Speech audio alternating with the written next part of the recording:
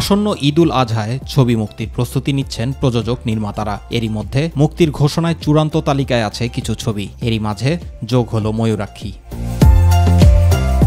গল্প ও চিত্রনাট্য গোলাম রব্বানীর। ছবিটির মূল চরিত্রে অভিনয় করেছেন ববি দীপ জুটি। প্রেম আর প্রতারণার গল্পের এই চলচ্চিত্রটি একটি সত্য ঘটনার ছায়া অবলম্বনে তৈরি হয়েছে বলে জানিয়েছেন নির্মাতা।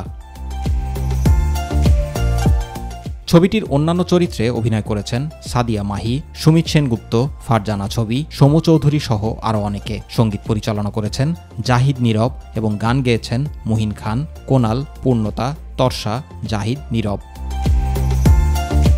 আজ ইন্টারন্যাশনালের ব্যানারে ছবিটি প্রযোজনা করেছেন চৌধুরী নিজাম নিশো। নির্মাতা বলেন, এরই মধ্যে ছবিটি মুক্তি দেওয়ার জন্য কয়েকটি তারিখ নির্ধারণ করেছেন, কিন্তু সময়গুলো ঠিক ছবিটির জন্য পারফেক্ট মনে হচ্ছিল না। ঈদে সবাই একটা ফেস্টিভ মুডে থাকে, তাই এই সময়টা বেছে নেওয়া হয়েছে। জুবাইর রহমান, মাই টিভি নিউজ।